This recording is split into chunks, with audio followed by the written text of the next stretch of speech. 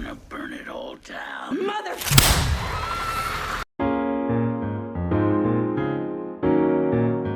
Hi everyone, welcome to Smack Reviews. If you love our honest reviews, smack that subscribe button so you never miss out. Okay, so Ghostface is back once again with Scream 7, proving that this franchise still knows how to keep audiences guessing who could be the killer behind all the madness in one of horror's most self-aware series. The film continues the tradition of blending brutal slasher moments with commentary on modern horror and fandom. I saw this movie when it came out in theaters and I felt like I had to marinate my thoughts about this film. But with a new chapter comes new expectations. Can Scream 7 live up to the legacy of the previous films, or is the franchise finally starting to lose its spark? In this review, we'll talk about what works, what doesn't, and whether this latest Ghostface story is worth the watch for horror fans. And if you stay till the end, you will know where it ranks on my tier list. Now let's get into it. The film begins with a young couple, Scott and Madison, arriving at an Airbnb that turns out to be none other than the house that was once owned by Stu Macker from the original Scream. The moment I realized whose house they were staying in, I immediately had a feeling that something terrible was about to go down per usual with these opening sequences. Personally, I wouldn't be comfortable getting a good night's sleep there, but to each their own. The couple explore the Airbnb and we start noticing several Easter eggs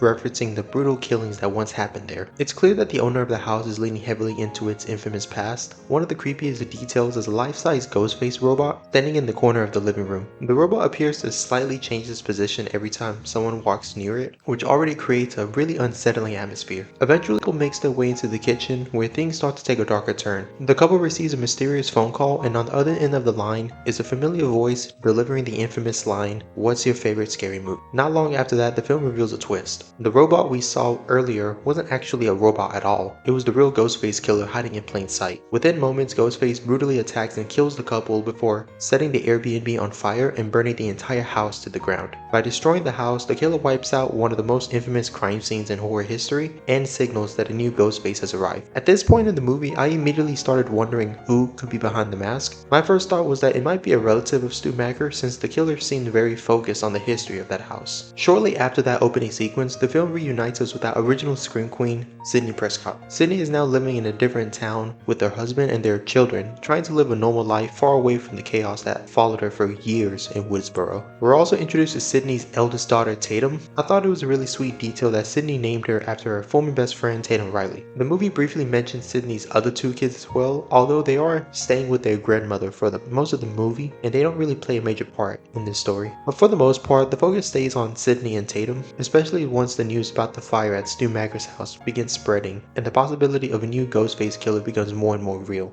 Right away, we start to notice that Sidney has never told Tatum about her past in Woodsboro. As the story progresses, it becomes clear that Sidney has kept that entire part of her life hidden from her daughter. Tatum quickly realizes that her mother isn't being fully transparent with her, and this lack of honesty eventually starts influencing some of Tatum's decisions later in the movie. Sidney now owns and works at a small local coffee shop, while her husband works for the police department. I thought it was interesting that Sidney would choose to work somewhere where she interacts with new customers every day, considering everything she went through. After all, anyone could be the Ghostface killer, which pays homage to Randy's famous rule that everyone is a suspect. Everybody's a suspect!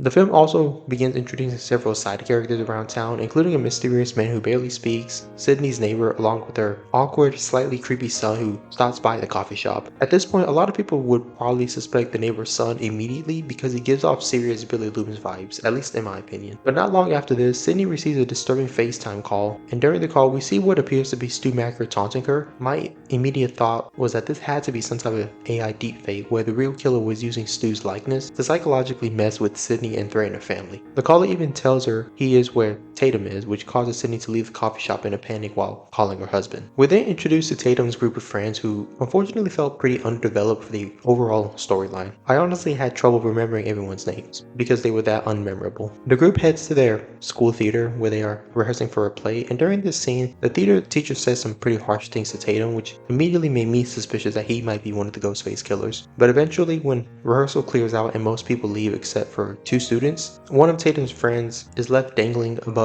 the stage as part of the set design when Ghostface suddenly appears and kills her in one of the most graphic scenes in the movie. At the same time, we see behind the scenes that another one of Tatum's friends is also murdered. When Sidney arrives shortly after, it seems like everyone else shows up at the same time, including her terrified daughter. At this point, it becomes clear that the nightmare Sidney thought she had escaped from has officially started again. Later that night, Sidney and Tatum get into another heated argument about Sidney keeping her past encounters with Ghostface a secret. Sidney, worried about her daughter's safety, safety, even tells her that her boyfriend is no longer allowed to climb into her bedroom window, which I'm surprised they did this because it seems like a 90s throwback, because I don't think people really climb into other people's windows anymore like that. Only if they're trying to like break in, I guess. Okay, unfortunately, the second half of the movie started to lose me. Ghostface somehow sneaks into the attic of Sydney's house and holds Tatum at knife point. Sydney's husband fights with Ghostface in an attempt to disarm him, but the struggle ends with him being knocked unconscious down the stairs. Sydney and Tatum run to a safe room inside the house, which honestly looked very secure to me. I really couldn't see how Ghostface would be able to get inside. However, Sydney convinces Tatum they should escape through a narrow space between two walls. As they crawl through, Ghostface is on the other side, stabbing a knife through the gaps, trying to reach them. You could actually hear the disappointment from the audience because it really felt like they should have just stayed in the safe room. Once they escape outside, Ghostface chases them into the street, but suddenly gets hit by a car driven by none other than Gail Weathers, who arrives with the twins Chad and Midney Meeks Martin. However, instead of immediately unmasking or finishing off Ghostface, everyone stops to have this emotional reunion. By this point, we've seen 6 Scream movies, so the audience already knows Ghostface killers have a habit of disappearing even after taking serious damage. Eventually, they walk back to where the body is, and surprisingly, Ghostface is actually dead. When they unmasked him, my immediate reaction was, who the heck is that? We later learn his name is Carl Gibbs, a murderer who escaped from a nearby mental institution. For me, this reveal felt underwhelming because the character barely had any interaction with Sydney or her daughter throughout the movie. Sydney and Gail decide to visit this mental institution to investigate further, suspecting Carl may not have acted alone.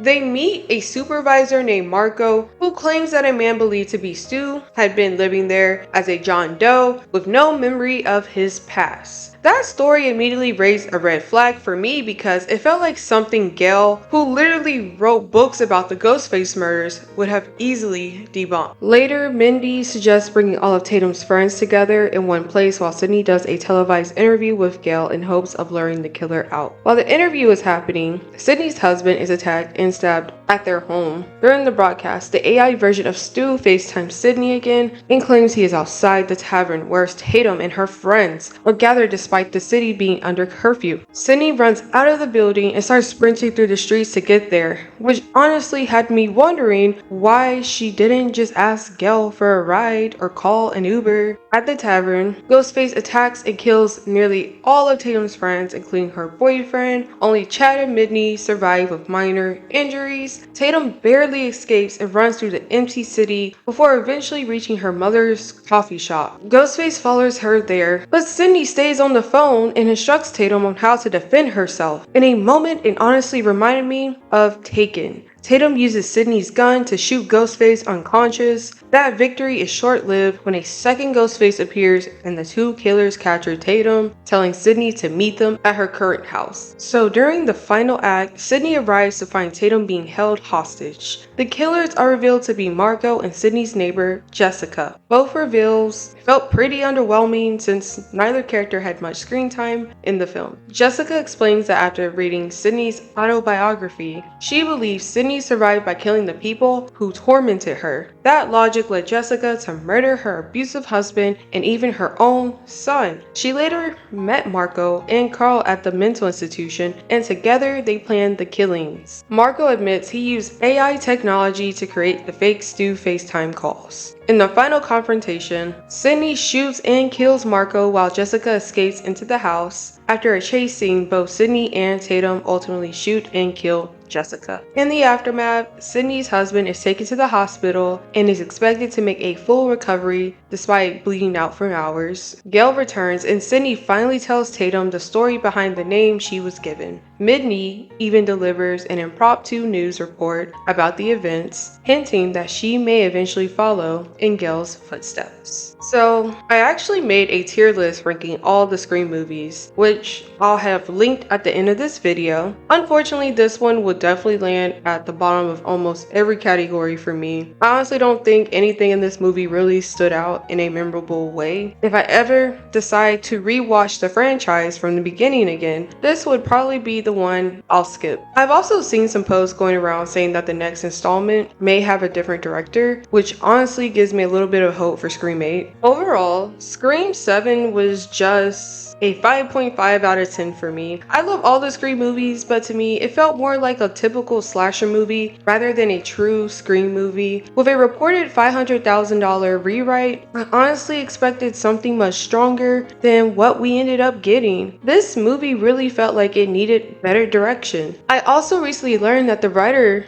was the director for this film, and it honestly gave me flashbacks to the whole Tyler Perry situation where someone tries to handle every role at once. Sometimes it's better to stick to writing and bring in a separate director who truly understands the material and the franchise. A lot of fans were also disappointed that Stu wasn't revealed as Ghostface, or even a Ghostface that could be a family member. That was a theory many people had going into the movie, and you can definitely tell the film needed a director who really understood what fans love about the series. I also know many people were disappointed that Sam and Tara Carpenter weren't in this movie. Honestly, I had gotten used to those characters, so their absence was definitely felt, but those are just my thoughts. Let me know what you thought about the movie down in the comments. Make sure to like, share, comment, and please subscribe. Bye!